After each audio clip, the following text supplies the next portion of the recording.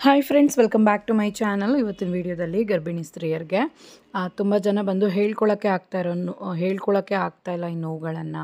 ನಾವು ಡಾಕ್ಟರ್ ಹತ್ರ ಹೇಳೋಕ್ಕೂ ಒಂದು ರೀತಿ ನಾಚಿಕೆ ಆಗುತ್ತೆ, ಇಲ್ಲ ಮನೇಲಿರೋರ ಹತ್ರ ಹೇಳೋಕ್ಕೂ ಒಂದು ರೀತಿ ನಾಚಿಕೆ ಆಗುತ್ತೆ. ಏನು ಮಾಡೋದು ಅನ್ನೋ ಥರ ಕೇಳ್ತೀರಾ. ತುಂಬ ಜನ ಹೆಣ್ಮಕ್ಳಿಗೆ 7 ಮಂತ್ ಆಫ್ಟರ್ ಬರುವಂತಹ ಪ್ರಾಬ್ಲಮ್ ಬಂದು ವಜೈನಲ್ ಪೇಯ್ನು ಮತ್ತು ಬಂದು ವಜೈನಲ್ ಥ್ರಸ್ಟು. ಆ ಒಳಗಿಂದ ಏನೋ ಒಂಥರ ಪ್ರೆಷರ್ ಹಾಕೋ ಥರ, ಆ್ಯಂಡ್ ನೆಕ್ಸ್ಟು ಏನೋ ಒಂದು ರೀತಿ ನೋವು, ಊತ, ವಜೈನಲ್ ಪ್ಲೇಸ್ ಆಗ್ಬೋದು, ಇಲ್ಲ ನಮಗೆ ಪೀರಿಯಡ್ ಆಗುತ್ತಲ್ಲ ಆ ಒಂದು ಪ್ಲೇಸ್ ಆಗ್ಬೋದು, ಇಲ್ಲ ಯೂರಿನೇಟ್ ಮಾಡುವಂಥ ಪ್ಲೇಸ್ ಆಗ್ಬೋದು. ಇದೆಲ್ಲನೂ ಒಂದು ರೀತಿ ಊತ ಬಂದು ನೋವಾಗ್ತಾ ಇರುತ್ತೆ. ಇಂಥ ಒಂದು ಸಮಯದಲ್ಲಿ ಏನಾಗುತ್ತೆ ಅಂದರೆ ಕೂರೋಕ್ಕಾಗಲ್ಲ, ಎದ್ದೊಳಕ್ಕಾಗಲ್ಲ, ಕೂತಾಗ ಎಳ್ದಂಗೆ ನೋವಾಗುತ್ತೆ, ಟಾಯ್ಲೆಟ್ಗೆ ಹೋದಾಗ ಹಿಂಸೆ ಅನಿಸುತ್ತೆ, ಪ್ರೆಷರ್ ಹಾಕಿ ಟಾಯ್ಲೆಟ್ ಮಾಡೋಕ್ಕಾಗಲ್ಲ, ಯೂರಿನೇಟ್ ಮಾಡುವಾಗ ನೋವಾಗುತ್ತೆ. ಇದಕ್ಕೆಲ್ಲ ಮೇಯ್ನ್ ರೀಸನ್ ಬಂದು ಮಸಲ್ಸ್ ಕ್ರ್ಯಾಂಪ್ಸು. ಮಗುವಿನ ಒಂದು ಪೊಸಿಷನ್ ಡೌನ್ ಬರ್ತಿದ್ದ ಹಾಗೆಯೇ ಕೆಳಗಿನ ಪೋರ್ಷನ್ಸ್ ಏನಿದೆ, ಪೆಲ್ವಿಕ್ ಬೋನ್ ಏರಿಯಾ ಮತ್ತು ವಜೈನಲ್ ಪ್ಲೇಸ್, ಇದೆಲ್ಲನೂ ಬಂದು ಒಂದು ಸ್ವಲ್ಪ ಎಲಾಸ್ಟಿಕ್ ಥರ ಹಿಗ್ತಾ ಹೋಗ್ತವೆ. ಒಂದು ಸ್ವಲ್ಪ ಆ ಜಾಗ ಮಾಡ್ಕೊಳ್ಳುತ್ತಲ್ಲ ಬೇಬಿ, ಆ ಒಂದು ಸಮಯದಲ್ಲಿ ನಿಮಗೆ ಪ್ರೆಷರ್ ಅನ್ನೋದು ಡೌನ್ ಸೈಡಲ್ಲಿ ಆಗುತ್ತೆ. ಕೆಲವ್ರಿಗೆ ಸಮ್ ಇನ್ಫೆಕ್ಷನ್ಸ್ ಕೂಡ ಆಗ್ಬೋದು, ಅಂದರೆ ದಾಂಪತ್ಯ ಇದ್ದಾಗ ನೋವು ಬರುವಂಥದ್ದು, ಸರಿಯಾಗಿ ಹೈಜೀನ್ ಇಲ್ಲ ಅಂದರೆ ನೋವು ಬರೋದು, ಕೆಲವ್ರಿಗೆ East infections, urinary track infections, UTI problems, ಇಂಥವೆಲ್ಲ ಬಂದಾಗ ಏನಾಗುತ್ತೆ, ಆ ಒಂದು ಪ್ಲೇಸಲ್ಲಿ ಬಂದು ಸಿಕ್ಕಾಪಟ್ಟೆ ನೋವು, ಪ್ರೈವೇಟ್ ಪಾರ್ಟಲ್ಲಿ ಹೇಳ್ಕೊಳ್ಳೋಕ್ಕೆ ಆಗದೆ ಇರುವಂತಹ ನೋವು. ಈಗೇನಾದರೂ ಉಣ್ಸಾದರೆ, ಇಲ್ಲ ನಮಗೇನಾದರೂ ಗಾಯ ಆದರೆ, ಆ ಗಾಯದ ಸುತ್ತ ಒಂದು ರೀತಿ ನೋವಿರುತ್ತಲ್ಲ, ಅದೇ ಥರ ನೋವು ವಜೈನಲ್ ಪ್ಲೇಸಲ್ಲಿರುತ್ತೆ. ಸೊ ಆ ರೀತಿ ನೋವಾಗುವಾಗ ಹೇಳ್ಕೊಳ್ಳೋಕ್ಕೆ ಆಗಲ್ಲ ನೋವು.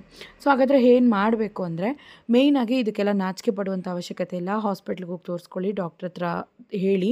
ನಿಮಗೆ ಅನ್ಕಂಫರ್ಟಬಲ್ ಫೀಲ್ ಅಂತಂದರೆ ಲೇಡಿ ಡಾಕ್ಟರ್, ಗೈನಕಾಲಜಿಸ್ಟನ್ನೇ ರೆಫರ್ ಮಾಡ್ಕೊಳ್ಳಿ. ಅವ್ರು ಬಂದು ನಿಮಗೆ ಸಜೆಸ್ಟ್ ಮಾಡ್ತಾರೆ. ಕೆಲವ್ರಿಗೆ ಇನ್ಫೆಕ್ಷನಿಂದ ಆಯಿತು ಅಂದರೆ ಟ್ರೀಟ್ಮೆಂಟ್ ಬೇಕೇ ಬೇಕು.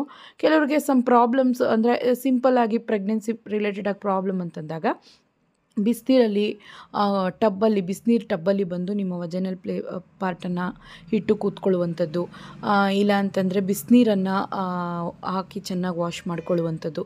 ಯಾವುದೇ ರೀತಿ ಸೋಪು, ಯಾವುದೇ ರೀತಿ ಇಂಟಿಮೇಟ್ ಸೋಪ್ ಅಂದರೆ ವಾಷಸ್ ಯೂಸ್ ಮಾಡದೆ ಜಸ್ಟ್ ವಾರ್ಮ್ ವಾಟ್ರಲ್ಲಿ ಅರಿಶಿನ ಪುಡಿ ಹಾಕಿ, ಉಪ್ಪು ಹಾಕಿ ವಾಶ್ ಮಾಡುವಂಥದ್ದು, ಚೆನ್ನಾಗಿ ಬಿಸಿನೀರು ಹಾಕಿ ತೊಳೆಯುವಂಥದ್ದು. ಈ ರೀತಿ ಮಾಡಿದ್ರೇ ಕ್ರಮೇಣ ಕಡಿಮೆ ಆಗುತ್ತೆ. ಒಂದು ವೇಳೆ ನಿಮಗೆ ಯಾಕೋ ನನಗೆ ಹಿಂಸೆ ಜಾಸ್ತಿ ಆಗ್ತಾಯಿದೆ, ನಾನು ಏನು ಮಾಡಲಿ ಅನ್ನೋರು ನೀವು ಡಾಕ್ಟ್ರ್ ಹತ್ರ ತೋರಿಸ್ಕೊಳ್ಳೇಬೇಕು. ಇದೆಲ್ಲ ಮುಚ್ಚಿಡುವಂತಹ ವಿಷಯ ಅಲ್ಲ. ಸೊ ಇದೆಲ್ಲ ಏನೂ ಅಂದ್ಕೊಳ್ಳಲ್ಲ, ಯಾರು ಏನೂ ಮುಜುಗರ ಪಡುವಂಥ ವಿಷಯ ಅಲ್ಲ ಇದು.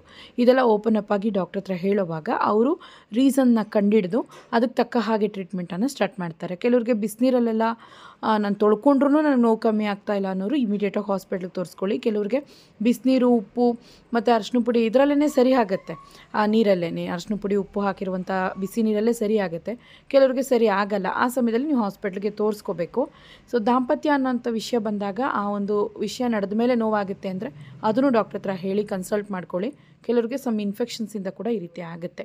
ಸೊ ಈ ವಿಡಿಯೋ ಖಂಡಿತವಾಗ್ಲೂ ನಿಮ್ಗೆ ಯೂಸ್ಫುಲ್ ಆಗಿರುತ್ತೆ ಅಂದ್ಕೊಳ್ತೀನಿ. ಡಾಕ್ಟ್ರ್ ಹತ್ರ ಬಂದು ಏನು ಮುಚ್ಚಿಡಬಾರ್ದು, ಅದು ಪ್ರೆಗ್ನೆನ್ಸಿಯಲ್ಲಿ ಮುಚ್ಚಿಡುವಂಥ ವಿಷಯ ಮುಂದೆ ಫ್ಯೂಚರಲ್ಲಿ ಏನಾದರೂ ಪ್ರಾಬ್ಲಮ್ ಬರೋದಕ್ಕೂ ಚಾನ್ಸ್ ಇರುತ್ತೆ. ಹಾಗಾಗಿ ಏನೇ ತೊಂದರೆ ಇದ್ದರೂ ಡಾಕ್ಟ್ರ್ ಹತ್ರ ಹೇಳಿ ಪರಿಹಾರವನ್ನು ಕಂಡಿಡ್ಕೊಳ್ಳಿ. ಮತ್ತು ಚೆನ್ನಾಗಿ ನೀರು ಕುಡೀರಿ. ಹೀಟ್ ಆದರೂ ಕೂಡ ಕೆಲವು ಟೈಮಲ್ಲಿ ನೋವಾಗುತ್ತೆ. ಸ್ವಲ್ಪ ಎಳ್ನೀರು, ಜ್ಯೂಸು, ನಿಂಬೆಹಣ್ಣಿನ ಜ್ಯೂಸು, ಸ್ವಲ್ಪ ಜಾಸ್ತಿ ನೀರು ತೊಗೊಳ್ಳೋದು, ಬಿಸಿನೀರು ಕುಡಿಯುವಂಥದ್ದು, ಇಂಥವೆಲ್ಲ ಮಾಡಿದ್ರೆ ಕ್ರಮೇಣ ವಜೈನಲ್ ಪೇಯ್ನ್ ಅನ್ನೋದು ಬಂದು ಕಾಮನ್ ಪ್ರಾಬ್ಲಮ್. ಇದು ಹೆವಿ ಇದ್ದಾಗ ಡಾಕ್ಟರ್ ಹತ್ರ ತೋರಿಸ್ಕೊಳ್ಳೇಬೇಕು. ಓಕೆ ಫ್ರೆಂಡ್ಸ್, ಈ ವಿಡಿಯೋ ಖಂಡಿತವಾಗ್ಲೂ ನಿಮ್ಗೆ ಯೂಸ್ಫುಲ್ ಆಗಿರುತ್ತೆ ಅಂತ ಅಂದ್ಕೊಳ್ತೀನಿ.